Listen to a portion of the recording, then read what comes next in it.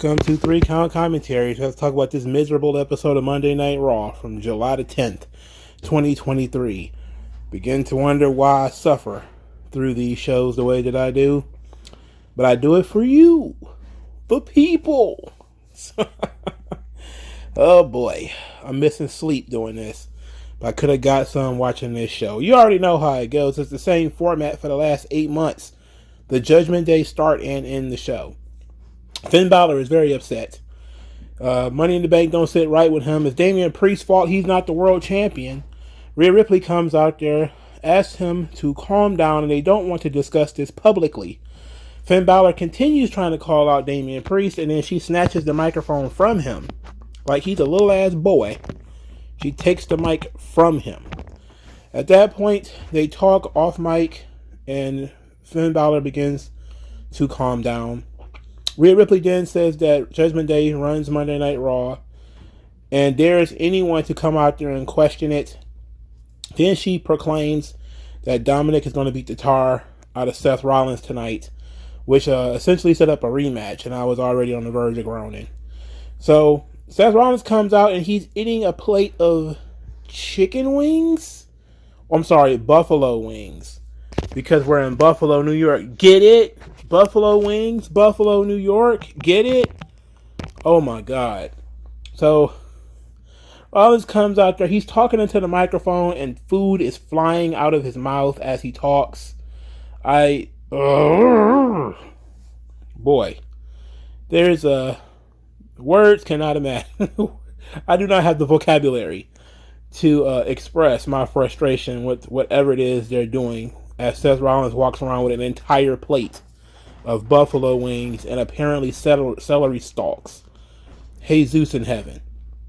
So eventually he agrees to the match with Dominic Mysterio. I am deeply, deeply perturbed. Rhea Ripley backstage says that she wants Finn Balor and Damian Priest to squash this. She's talking to Damian Priest especially. And act like men. Damian Priest claims he already spoke to Finn Balor and apologized to him. But for Rhea Ripley, he will do it again. A couple of seconds later, he apologizes to Finn Balor once more. After Finn Balor blamed him for costing him the world title, Rhea Ripley said they're acting like children.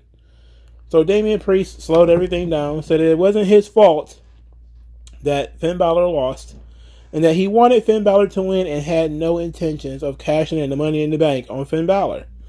And says, look, let's just start over. Let's start the whole thing over. Let's start love over. Back to the way things were. It don't work that way. It don't work that way. So Dominic Mysterio comes out for his match with Seth Rollins, and then Judgment Day jumped Seth Rollins. Before this, Judgment Day got into the face of Sami Zayn and Kevin Owens, as Rhea Ripley is going around putting all champions and challengers on notice that Judgment Day is coming for all of the championships. So Kevin Owens once again spurred out because nobody mentioned Judgment Day, as they were talking about all the teams they've defeated recently and how they are going to maintain their championships. It was some softball question. It was stupid. But Bam Bam Owens, Bubba Ray Owens, Tugboat Owens, he's continuing to flip a lid anytime somebody appears without being mentioned.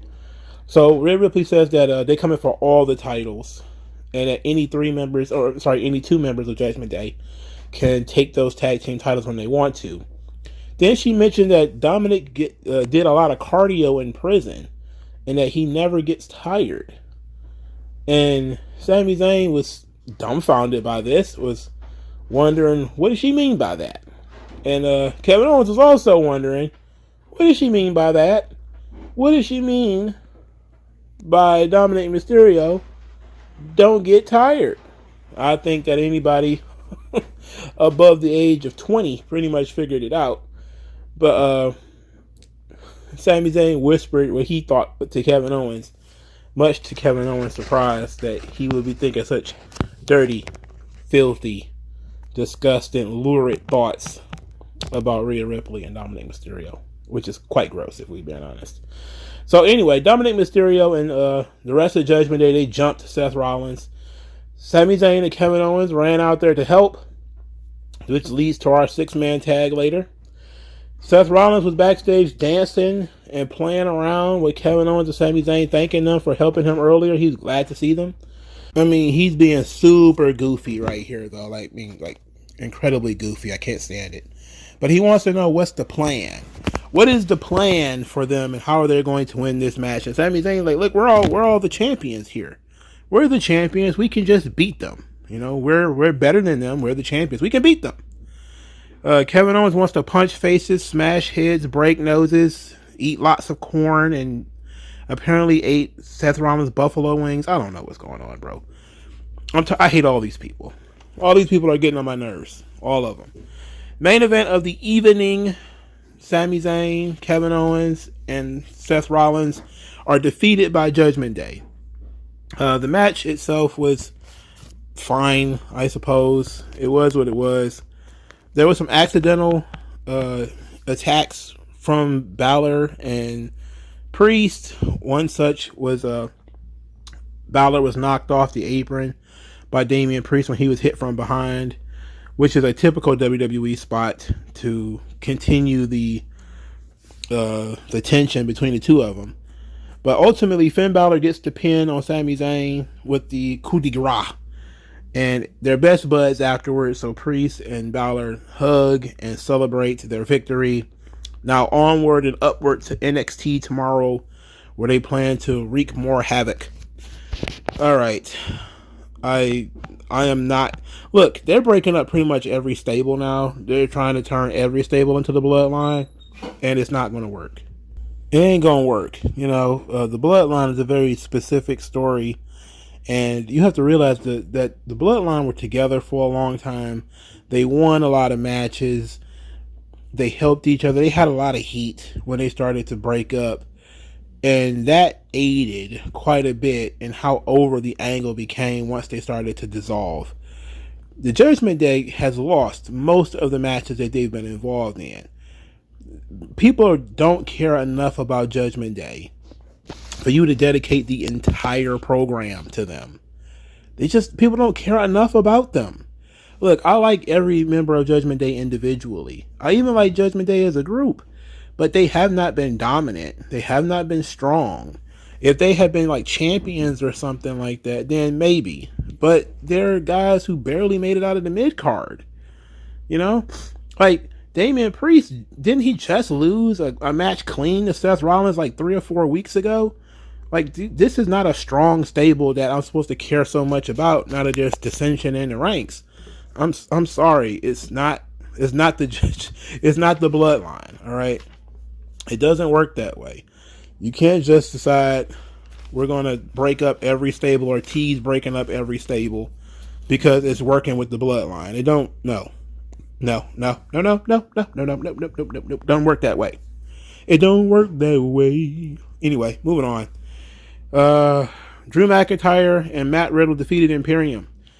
Gunther's interference was simply not enough.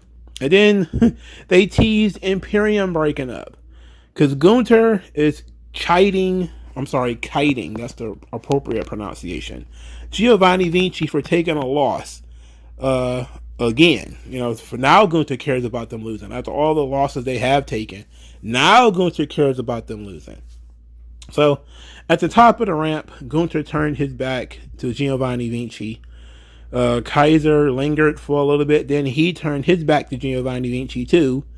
And then Vinci stood there all by his lonesome, you know, confused and befuddled and sad and sullen. So they started teasing the breakup of both Imperium and Judgment Day at the same. So we're gonna have 3 stables breaking up at the same time, and then they just have 2 tag teams break up at the same time. Sheesh, Triple H, you got a fetish or something? You got a fetish? Look, things only work when you establish the relationship. Imperium is another one. Same situation. They have not been positioned as being strong enough. Imperium has lost, especially Kaiser, for Christ's sake, has lost every single match he's been in. So now Gunther cares about winning and losing? It's ridiculous, man. It's absolutely ridiculous. Later, Gunther and I'm sorry, not Gunther, but Drew McIntyre and Matt Riddle, they're backstage. They're being annoying. Drew McIntyre is wondering where all these stables came from, where all these groups come from. And he says, hey, he was watching the show. He was just, questioning where all these damn groups came from, even though Imperium was a thing before he left.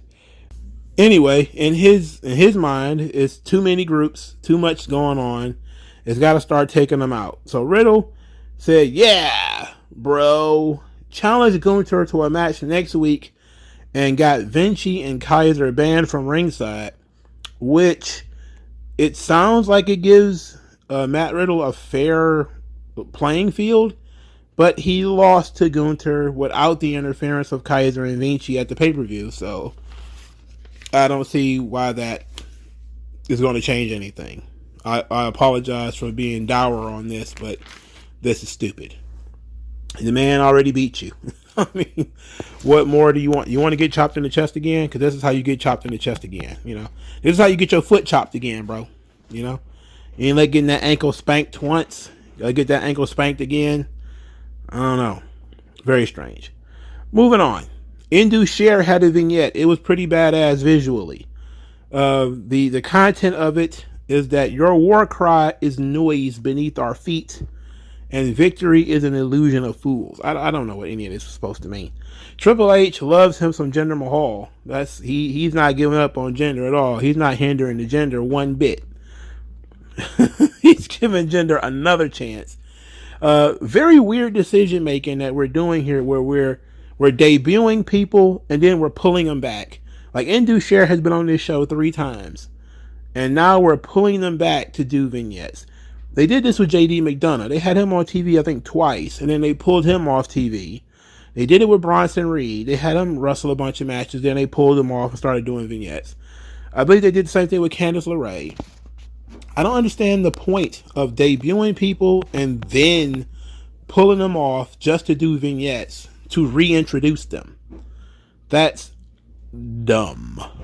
But I'm not the boss's son-in-law. I'm just not that guy. So very unfortunate that Indus Sher has to go backwards again. But the vignette was pretty good. It made Indus Sher look amazing. I can tell they really want something out of these guys, but this is the second time they put them together as a tag team. Of course, Veer Mahan was coming for so long that people stopped caring. So, you gotta ask the question, how long are these guys gonna hang around before, they finally decide to pull the plug on them? I don't know. But Triple H don't seem to be giving up at all on any of his NXT concoctions. And Indus Sher seems to be one of those things. I know they're supposed to be doing like some kind of Indian event soon. They're going to do another Indian pay-per-view, I think. Or event for India. And maybe that's what's keeping Indus Sher around. I'm not saying like they're terrible or anything like that. I'm just saying that it's an aborted fetus. Like, the fact that they continue to debut Indus Sher to no reaction, because they won't allow people to get any heat on this goddamn show. Because the storylines are stupid. It's not going to do them any good. So the vignette was visually amazing. Really good vignette with the rain and everything and the blue light. And it was all very cool. But I don't think it's going to change anybody's opinion of Indus Sher. Sorry. All right, so the Logan Paul Ricochet segment. Oh, buddy, oh, pal. Oh, buddy. Oh, pal. Your boy Rick O'Shea got to talk on the mic for an extended period of time. And not very good. Not good at all, really. So Ricochet says that he takes risks to be the highlight of the fans' night. He wanted everybody to go home to say that Ricochet gave his best and that he was amazing. But he's here tonight for Logan Paul because he's upset that Logan Paul went on his podcast and called him unprofessional, even though Logan Paul admitted that he didn't know what he was doing. So for those of you who, are not in the know, Logan Paul went on his podcast and explained the Money in the Bank botch. and that essentially Ricochet snatched him off the off the top rope, even though the move was pretty much busted. And he says he didn't know what he was doing or whatever. He's kind of inexperienced, and it was. The odd thing is how many people took that as him disrespecting the business or something like that, when pretty much every goddamn wrestler nowadays is doing shoot interviews, talking about botches and mistakes and character stuff, and he's just doing the same shit that most wrestlers are doing. He's talking about something that was particularly dangerous that people might saw a clip of and wondering if he was hurt or he suffered any injuries, and he didn't. But he called Ricochet disrespectful. He called Ricochet unprofessional, and that's what led to the fight backstage. Now that part was kayfabe because of course they filmed that. So Logan Paul came out, says that Ricochet looks like a little boy, but he's an incredible athlete. But he stands by what he said on his podcast. He said, "You cared more about me losing than you winning," and then called him an unprofessional amateur. Ricochet then says, "You're right. I did care more about you losing than myself winning because I'm a man of the people and nobody wanted to see you win." At this point, we could have just stopped the promo and just said, "Ricochet, what was the point of you being in that match if you didn't want to win? Why were you there, pal?" "I was there to make sure Logan Paul didn't win." Huh. That's dumb. Gotta admit that. You gotta admit that's top shelf stupidity right there. Anyway, Ricochet continues by saying he could do the professional thing and challenge Logan Paul to a match, but seeing his face, he just wants to punch him. But he wants to give him a warning and says, "Don't you ever run your mouth about Ricochet again." Logan Paul then says that he's not scared of a man in an extra medium shirt who is 90% forehead, which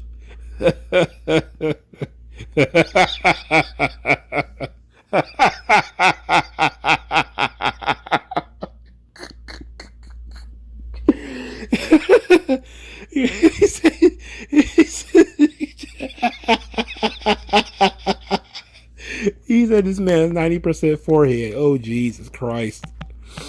Oh, Rick. You scallywag, you. Anyway, he starts talking about Ricochet being a TikTok wrestler, that all he cares about is going viral. He's good for clips, but Logan Paul is a real WWE superstar. He's got a legendary knockout punch, and he doesn't need to wrestle Ricochet, and it's not going to work out. So Ricochet does the flip over the top rope that he did against Velveteen Dream, when he ran across the ring, hopped, did a 450 over the top rope, and landed on his feet right in front of Logan Paul. Pause. Set that aside real quick. When he did that spot in NXT, people were like, "Holy shit, bro. It was amazing. What an amazing spot." When he did it here, I think somebody may have looked up from their phone for a minute and then went back to texting. No big pop, no huge reaction at all to the amazing athleticism of Ricochet. If you don't see something like this and understand there's a difference between the WWE audience and everybody else, I don't know what more you can do. Look, I saw it coming, of course. I saw him doing the flip over the top rope. I kind of saw it coming because he was backing away towards the far side of the ring, giving himself enough room to run and jump. So I kind of figured he was going to do the spot, and I wanted to see what the reaction was going to be. So when he did the spot and it got little to no reaction, I was like, "Oh man, we're in deep shit." This segment was built around him doing that spot. This segment was built around him doing that spot. Now, it was rough. It was a rough night for old Rick. So Logan Paul said that was cool, but that's cool for TikTok. He's not a TikToker. And he doesn't make moments. He is the moment. And said once more that he's not interested in wrestling Ricochet. So he turns around and he tries to sucker punch Ricochet. Ricochet dodged it. He did a sliced bread number 2 on the floor, and that actually got a reaction. So something as simple as that got more of a reaction than him doing a standing 450 from the ring to the floor without falling or breaking his ankle or anything like that. And by the end of the segment, people were starting to get into and a chant for Ricochet. But you would have think, for starters, it's been, 3 years since he did the flip spot or whatever? How long has Velveteen Dream been gone? But he's been like 3 or 4 years since he did that spot. Most people have never seen it before because it happened on NXT. But when it happens right in front of them, Buffalo just kind of sat there, like he was shuffling a deck of cards or something like that. Like he was, where's the card? Where's the ball under the card or some shit? I'm like, this guy just did one of the most athletic things possible right in front of you, and you don't give a shit. Well, imagine if that was an AEW audience. They'd have gasped audibly. Some of them might have fainted like they was on a Michael Jackson concert. But this is WWE, man. If you can't do the soap opera aspects of it, they don't give a shit. So that didn't go over too well. Logan Paul is a good promo. He's very confident. He knows who he is. He knows what his character is. He does a good job of being a heel by playing on people's emotions, going back and forth and stuff. Ricochet certainly needs more coaching in terms of promo, especially when it comes to confidence on the mic and meaning the shit that you say. We definitely need to help old Rick out with the stick. He's been in WWE way too long to still be this bad at promos, but I just don't think it's going to get any better. So I guess we just got to work with what we're working with. But Ricochet is another Triple H NXT project that he's gone back to, and it's another one that's not really working out, if we're being honest. But I guess working with Logan Paul may help him, so we'll see how it works in the long run. But I think him pulling out one of his best flips and one of his best moments and it not connecting was pretty telling about his future in WWE. So Becky Lynch, the injured Becky Lynch, who wasn't going to be on this show, they were going to take this match down, apparently, according to the dirt sheets. But it happened anyway. Becky Lynch versus Zoe Stark.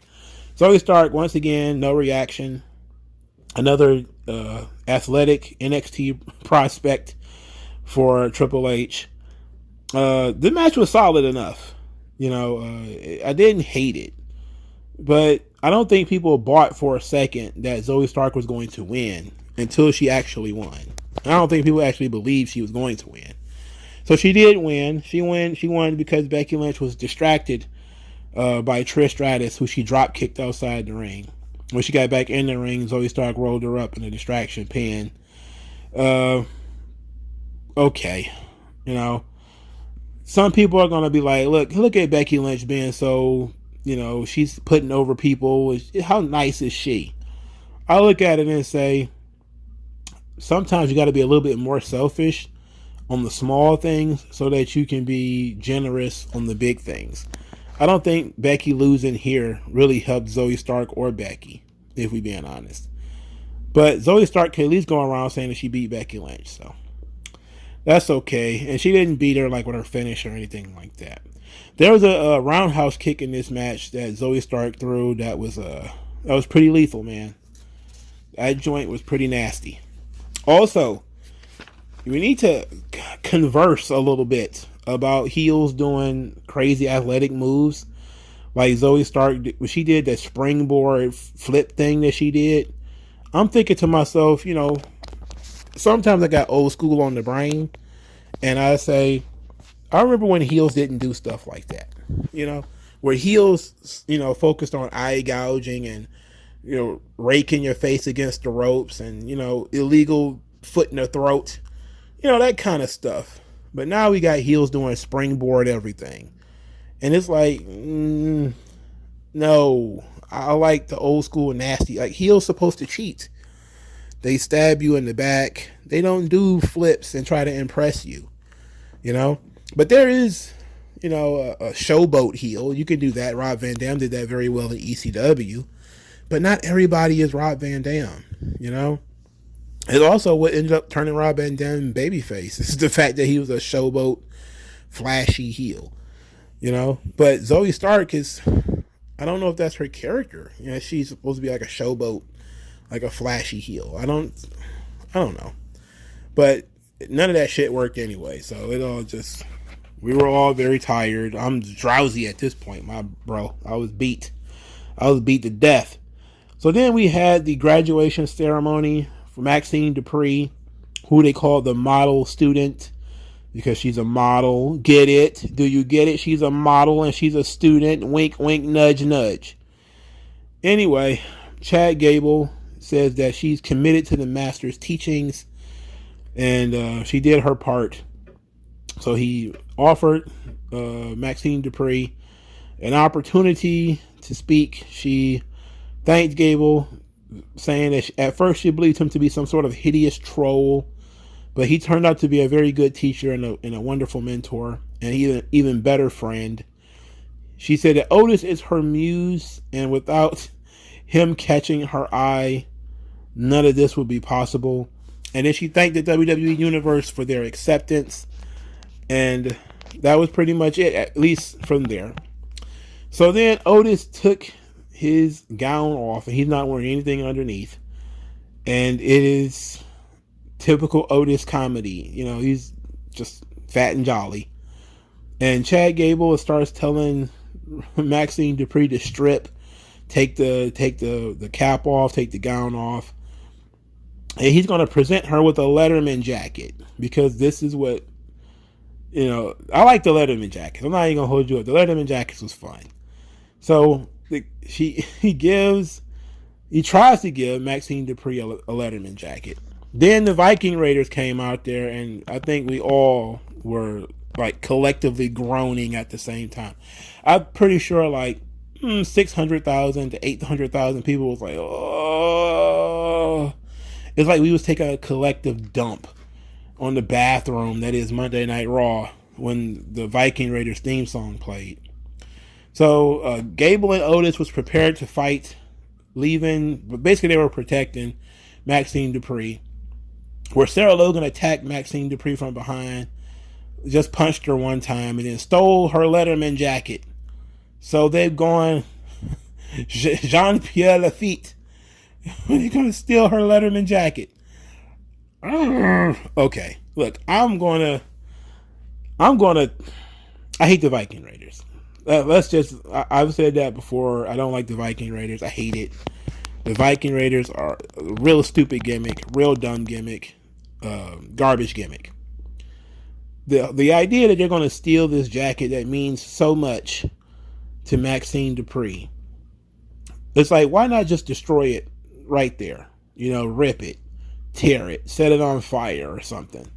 You know, don't just, I got your jacket, what are you going to do? It's like, I don't know, like hawk it on eBay or something. I don't know. But it definitely gave me Jean-Pierre Lafitte vibes. For those of you who don't know what I'm talking about, there's a wrestler who currently wrestles. His name is PCO. When he was in the WWF in 1995, well, 1994, he was a Quebecer. Pierre, the Quebecer. He left for a long time. I think he might have been injured or something like that. He came back wearing an eye patch. He was a pirate named Jean-Pierre Lafitte. And Jean-Pierre Lafitte, the pirate, stole Bret Hart's jacket, his favorite jacket, during, I believe, was it the summer or the fall of 1995, which led to Bret Hart trying to fight Jean-Pierre Lafitte to get his jacket back. It was silly. It was silly. But I always defend the storyline by saying, if somebody stole your shit, doesn't matter what it is, you want it back, right? I mean, how many of us have had jackets stolen, shoes stolen? Like, anybody who thinks that storyline doesn't make any sense, it's like, you've never been stole from. You know, like, I know people who got their bikes stolen. I know people who've gotten, like, their shoes taken, like when they were in the shower or something like that. Somebody took their shoes. Somebody took your pants or something like that, and they just rocking them. They're just walking around in your goddamn pants. It's like, okay, what are you going to do about it? Is this a stupid storyline that somebody is wearing your pants or they've just taken your pants and like, ho ho ho ho ho, I got them. You're like, oh, it's stupid. It's so stupid. I'm like, nah, it's the principle of the thing. You know, you take some shit from me, man. We ain't laying like that. So it's a silly storyline. It's very petty, but it works. You know, I think people can relate to having things taken from you that are rightfully yours, especially now that they put some emphasis on the jacket because she earned the jacket. You know, it's not something she was just wearing and they took it. And they did this with the Bret Hart storyline too, where they tried to give it emotional significance. So the jacket has emotional significance. It means that she's graduated from student to, well, she's still a student, but now she's one of Gable's favorite students in Alpha Academy, and she's welcomed and accepted and all this kind of stuff. So it has a particular meaning to it. That being said, I hate the Viking Raiders. Is it possible that we could shoot them into the sun or leave them stranded on the moon like Master Carrot? You know, that would be real nice. If we could just take these assholes to the moon and just leave them there, you know, just stay there. Colonize this joint if you want to. We just don't want you down here on Earth with the rest of us. You guys suck, and you suck so bad. Again, these are other Triple H guys that he just refused to give up on. Just refused to turn his back on the Viking Raiders, knowing damn well he should. I mean, there's just so many places I would rather the Viking Raiders be than on my television. Maybe they should go to like Bosnia or something, and go to like Colombia and go work in the goddamn poppy fields or something. Maybe they got something. That's got to be another thing for them to do in life than to be on my television. It's literally got to be something else for them to do. You know, just give me 2 hours. I could probably come up with 100 other things that they might be good at outside of pro wrestling, like fixing broken air conditioners or something. You know, they might be able to do a really good job of getting dust out of old fans. You know, they might be really good electricians or something. They're not really good at this wrestling shit.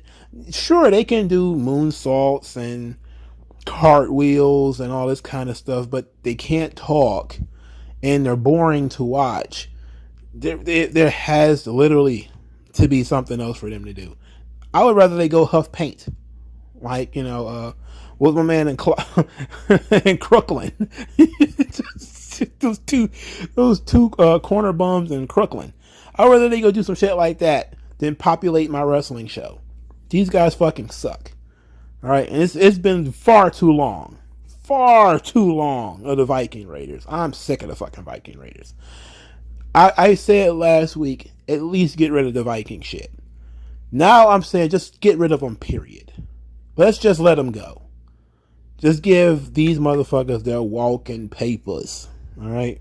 They're trash and a half. Next, Shayna Basler beats up on Emma. The reason she beat up Emma is confusing to me. Emma gave Shayna Basler, you know, credit by saying that, you know, she saw what Shayna Basler did to Ronda Rousey. And it was similar to when she re-debuted and she took out Ronda Rousey. And that maybe the two of them should team up and finish the job. So Shayna Basler said, I'm going to show you what I'm going to do to Ronda Rousey. And this ended up being the match. Emma versus Shayna Basler. And Emma didn't get an entrance. So that shows you what they feel about her. And she lost this match in approximately 1 minute and 45 seconds. I'm pretty sure I gave it way more time than it actually had. But, so Shayna Basler wins. Okie dokie. What was the point of bringing back Emma again? What was the goal there? Outside of Emma was an NXT girl with Triple H. What else was the point here? Because she's doing nothing. Now, Emma, I can say she does have some talent because I watched her on Impact and she wasn't terrible, you know. Even when it comes to promos, she didn't have to cut long promos, but she was a good sort of narcissistic heel character with the all about me gimmick. She was good. You know, she's not even given a chance to do that she's just jobbing out and barely on the show at this point. Triple H brought all of these people back, and now they're just they're just, caught up in the web. You have a women's tag team division, you don't put anybody in it. At least put her in a tag team or something. For fuck's sake. I don't know. Whatever. Ronda Rousey comes out there to fight Shayna Basler. And Shayna Basler didn't look like an MMA fighter to me because she just took the straightest straight right hand to the face. I was like, damn. That's something that you would probably catch Shaniqua with. Somebody with absolutely no martial arts training whatsoever. Head movement.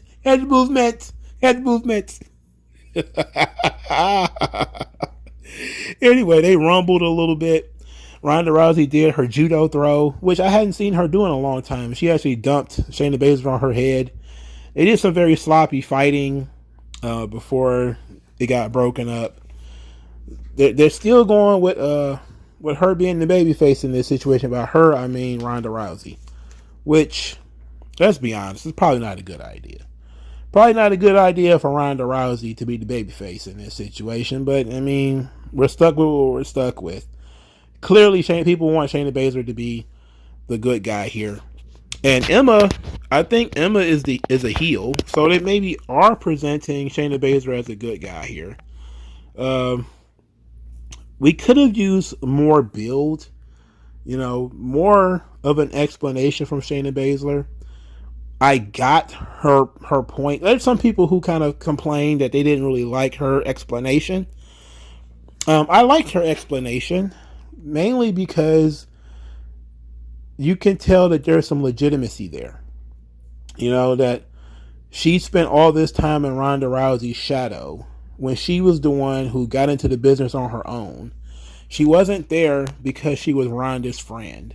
She was there because she deserved to be there. She was there because she worked hard to get to the WWE, and she did it before Ronda got there. And then Ronda got handed a spot because she was a star.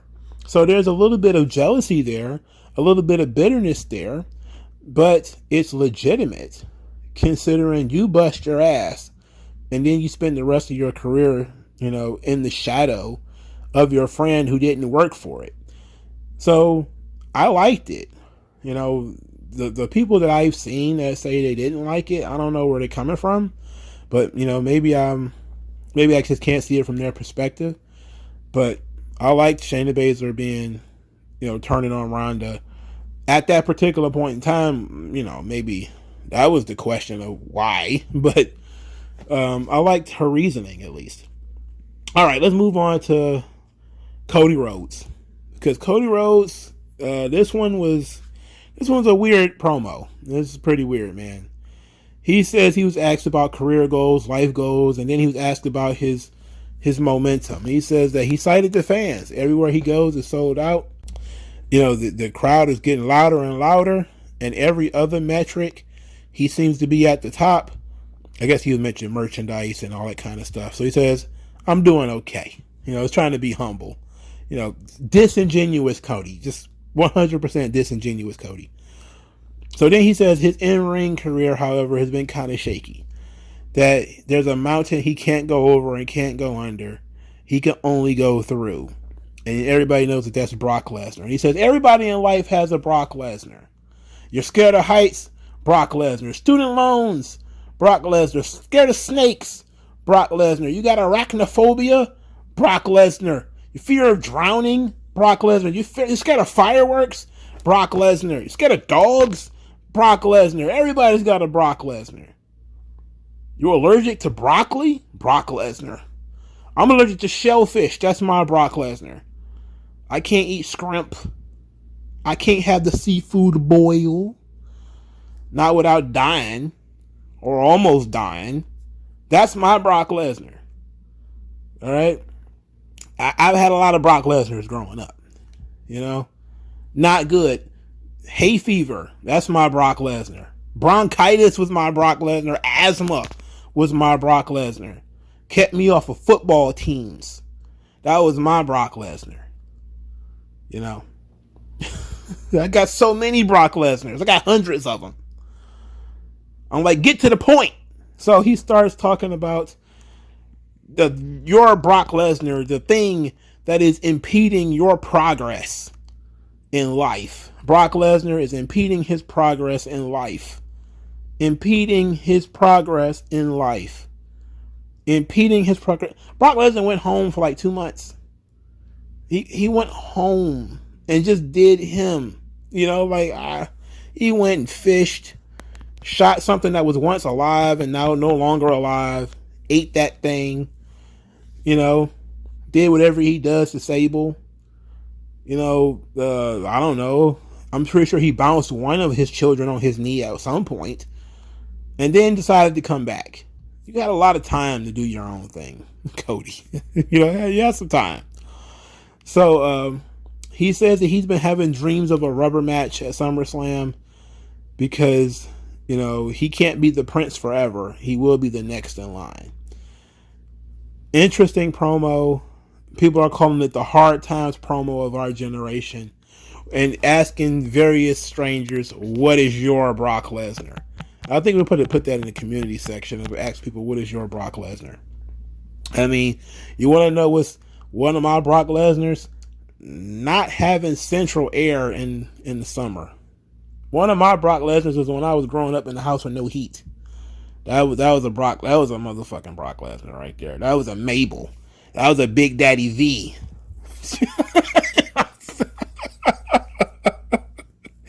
That was a Giant Gonzalez. All right, that was not good. Got so many issues, man. So many problems.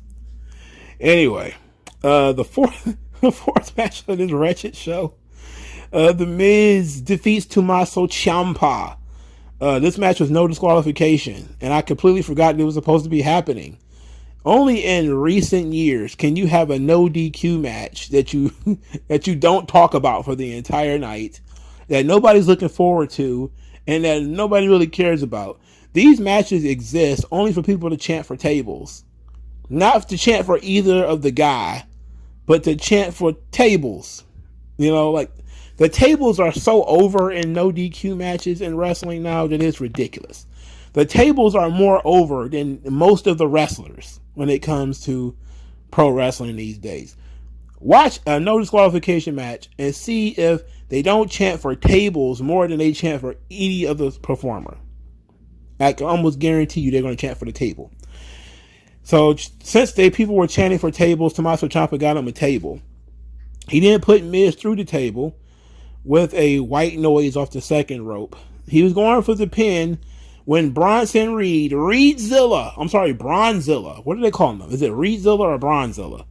He pulled Ciampa out of the ring, beat Ciampa up, tsunami, splashed him, and the Miz stole the pin. So they're telling this story where Bronson Reed is, again, the hired gun of the Miz, which is similar to the story they told before. So it's consistency at the very least. Bronson Reed showed up at a really good opportune moment where it seemed like the Miz was definitely about to lose to continue his feud with Tommaso Ciampa that apparently got cut short because Ciampa was injured. All right. The match, I don't care. I don't care about this match. I'm not even going to hold you up. I like Ciampa. I didn't care about this match. They have brutalized the no DQ, the ladder match. These things have just been blown out of. I feel like I see a no disqualification match or a ladder match of some description pretty much every week. I know I don't, but I feel like I see one pretty much every week. I think I'm ODing on wrestling, if we're being honest. This shit's coming out of my ears.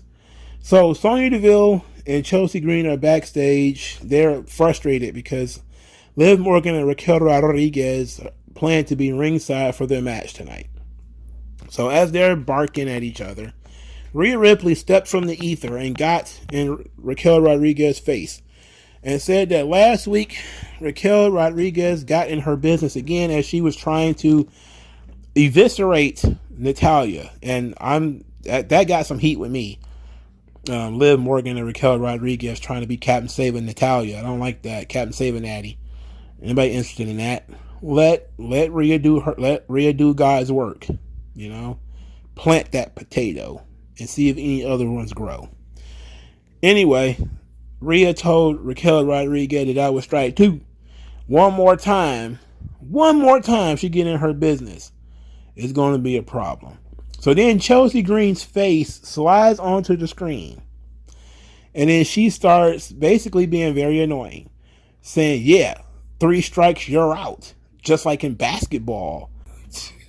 And she said it with a straight face too, so you could tell that she meant that shit, you know. If Chelsea Green says that you get 3 strikes in basketball, then goddamn it, that's what it is. I don't got no reason. She's not a known liar. She's not Hulk Hogan. She's not Dave Meltzer. I believe that there's 3 strikes in basketball now because of Chelsea Green. You know, that's how I choose to play the game. You know. Anyway, Rhea Ripley got into Chelsea Green's face because she was being a little too friendly. So she scattered off, and then Liv and Raquel went to ringside to watch Sonya Deville and Chelsea Green versus Kaden Carter and Katana Chance. You know, another NXT tag team that Triple H called up and promptly does nothing with. Just promptly does nothing with them. Sonya Deville and Chelsea Green wins a very short match, which included quite a bit of cheating, which is the right decision. And I think Chelsea Green got the pin. It was fine. Like, I like Chelsea Green. I really do. Chelsea Green is a winner. She's the best rehire Triple H has done. And that says a lot about the quality of the people that he's rehired. And the only one that has really impressed is Chelsea Green. And some of the guys that you signed should have been bona fide main event guys, like Karrion Kross, like Bray Wyatt, like Braun Strowman. You know, should have been, or even some of the girls should have been at least solid mid-card acts, like Emma, like, you know, Candice LeRae or Mia Yim. I'm not, you know, a big fan of either one of them, but if you got them on your roster, you could use them, for Christ's sake. I mean, if you look at the history, just look at the state of this goddamn show. Some of the biggest pops came from Maxine Dupree, who got more teeth than she got mouth. And then you got the rest of this stuff. It's just all this Judgment Day stuff. You got Rhea Ripley all over this show. I'm not mad at that. I don't hate that. I like Rhea Ripley. But when she's just staring guys down all night, it's like, oh, God. She's staring down Finn Balor. She's staring down this guy. It's like, okay, come on. Come on. We didn't even do this with China, for Christ's sake. I loves me some Rhea Ripley. You know? If you're going to have a female wrestler that's going to be like the top girl in the company, you got 2. You got Bianca and you got Rhea. If it's Rhea's time right now, then goddamn it, fine. But she should be feuding with women and not constantly trying to intimidate men. You know? I'm sick of that. That's the part of this whole gimmick I'm tired of. You know, her staring down, you know, Raquel Rodriguez or, you know, something else, I'm fine. But her being sort of the balls of Judgment Day where you guys need to work this out. You're like, huh? What's this? What's this about? Whatever. The absolute state of this show. They also teased DIY. They're teasing Ciampa and Gargano being partners. Oh my God. Oh my God. Oh no. But I would rather them. We need tag teams and need to not see the same people every week. That we need to definitely vary that up. I'm so fucking tired of 4 Judgment Day segments a week. Again, it's not the Bloodline. It's not. None of these people are Jey Uso. None of them are Roman Reigns. None of them are Paul Heyman. You know? And they haven't been around long enough. They haven't been dominant enough. There's just not a lot going on. And Seth Rollins is starting to get on my nerves too. The character, since he became full-fledged babyface, it's made less sense than it did before. At least when he was a heel, you don't have to try to explain any of this crap. You could just do it. But now as a babyface, you're kind of looking at him. You're like, man, look, if you out here eating chicken wings, I got somebody's got to explain something. You know, somebody's got to try to make sense of this whole thing because we're off the rails, man. The kids are just playing, and Vince is probably looking like, oh my God, what are these kids doing? Where's all the new guys I was pushing? Where did they go? Why have they been replaced with Zoe Stark? The Viking Raiders. I mean, god damn it. Boogs. He had a future. Where did Boogs go? Where did Riddick Moss go? God damn. We're seeing more Jinder Mahal and more Baron Corbin on NXT. I'm just like, oh my word. Triple H, you have no taste in talent, sir. None. No taste in talent. I don't know, man. I just look at the state of this show, bro. The absolute state of this show. It's sad. Poor Drew McIntyre. He's got to lose to Gunther, unless he's going to beat him. In which case, that would be weird.